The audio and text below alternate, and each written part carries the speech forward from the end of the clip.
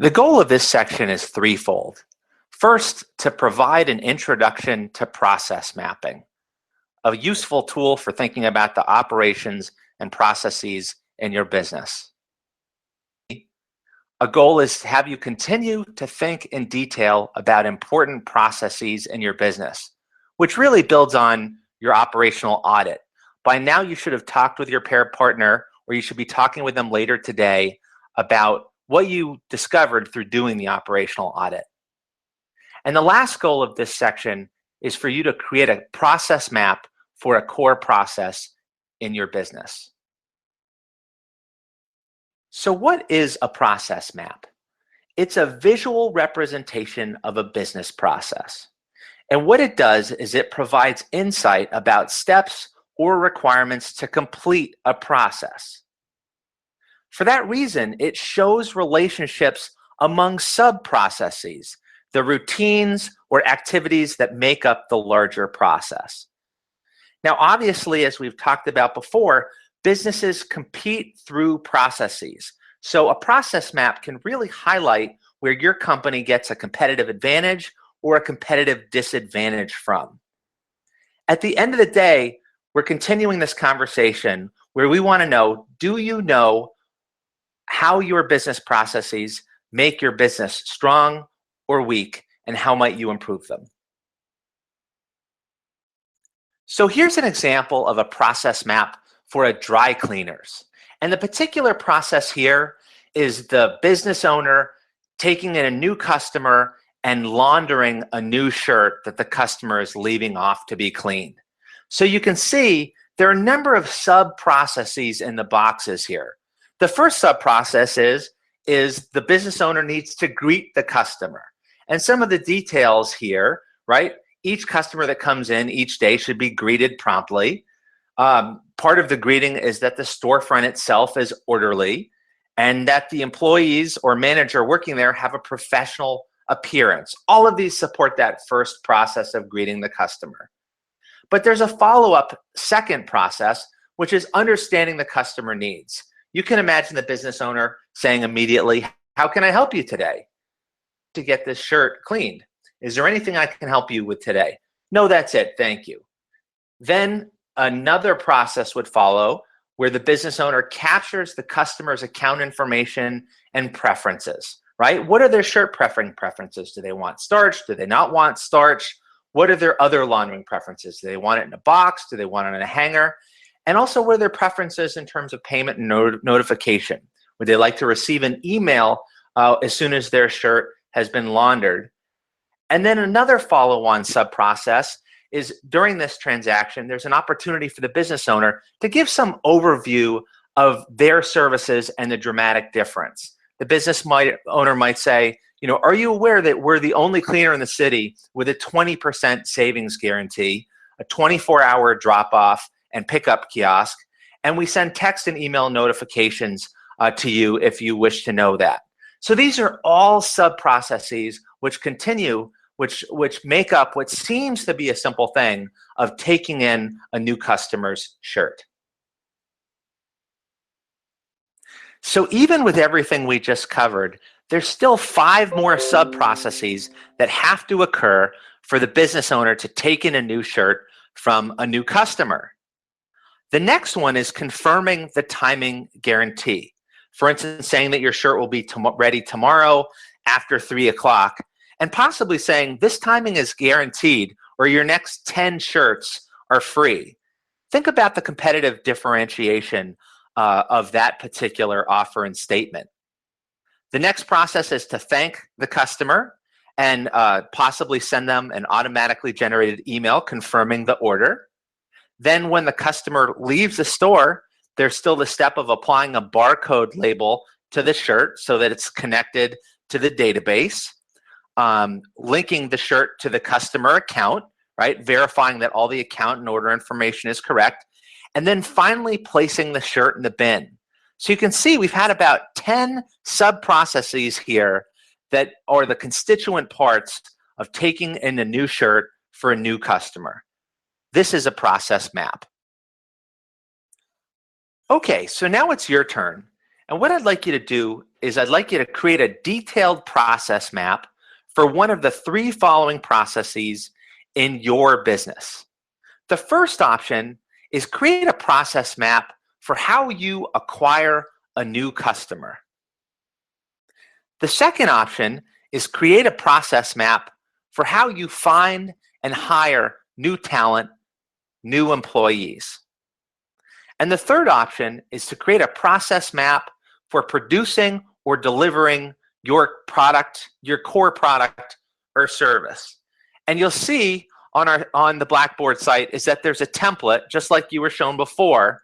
And what I'm asking you to do is to create a detailed process map that shows all of the sub-processes and details for the process that you've selected. Here's a template. It should look very familiar. And you're essentially going to label which process you selected at the top, for hiring new employees.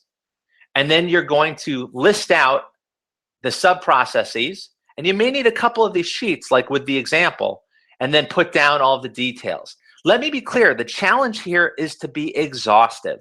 Leave nothing out. This is not a place to kind of fly over important details. It's trying to get it all down on paper so that it can be seen and such that you could communicate it to another person. Now, that said, you will communicate it to another person. This is something that you'll prepare and you'll be sharing at the next face-to-face meeting at Babson College with a partner in your cohort. So what I want you to do now is to block off 30 minutes and to do a detailed process map for the process you selected of the three choices given before. Okay? So load up the template, identify the process, and really, really get into the weeds and try to identify all of the sub-processes. Just a couple words of guidance, and then please take that time and complete the exercise. The final piece of guidance is, the simple process map that you're given admittedly may not be complex enough to capture all of the sub-processes, particularly if you have, let's say, multiple interrelated processes, say in a production process. So that said, take liberties, use it as a foundation, but feel free to make modifications to reflect the complexity of your actual business process. Maybe your process for finding and hiring talent, for instance, it isn't linear. It isn't one step after the other. There's several things happening sequentially, and then it comes into one larger process. So use this as a guideline, but really take freedoms to the degree you need to capture the reality of how you do the process. Okay? So let's take 30 minutes now and really get into the detail. So hopefully you had some good success with the process mapping exercise. Again, please bring your completed, polished process map to the next face-to-face meeting at Babson College. As part of this content, we wanted to briefly talk about the concept of make or buy. And specifically, make or buy is always an important question in business. And specifically, it's this question of, can you or should you outsource a part of your business operation to others such that you can focus on the core processes of your business that really create value for your customers, and not the peripheral processes that maybe create little value or create enormous cost, or where others could do it better for you. Okay? So this is a kind of a strategic question about what should your business do and what should your business not do. So let me give you some examples.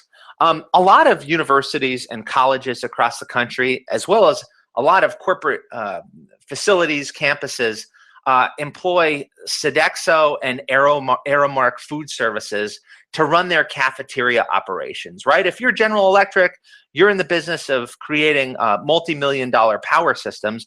You're not in the business of creating bacon and eggs for your employees' breakfast in the morning, or making sandwiches and so forth. That's something clearly that's not part of your core business. So it's a service that makes sense to hire out so you can, again, run the core of your business.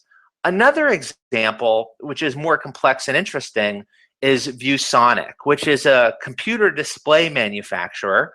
And over the years, they've evolved their model where they realized that their brand was very strong, but they could literally outsource all of the manufacturing to an array of different contract manufacturers. So fundamentally, ViewSonic is a marketing and distribution business.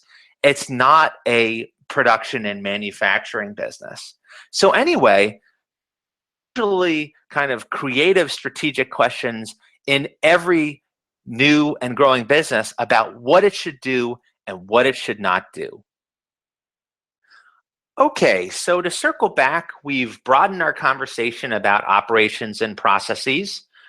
You should be through with your operational audit, and you should have talked with a partner at this point in terms of any insights that came from doing the operational audit, places where you realized your processes were strong, or places where you realized that your processes are weak and need to be tuned. And relatedly, we just went through this tool of process mapping, which helps you slow down time and really dissect and analyze how you execute a core process in your business. Lastly, we've had this strategic conversation about make or buy. What should your company do, or what should your company not do? Where could you possibly hire support services or buy products and services from others to improve your efficiency or to enable growth?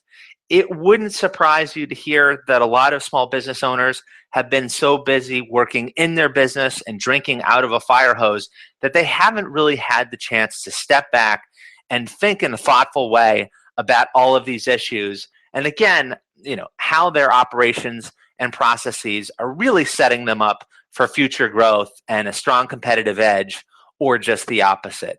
That was what we wanted to focus on here.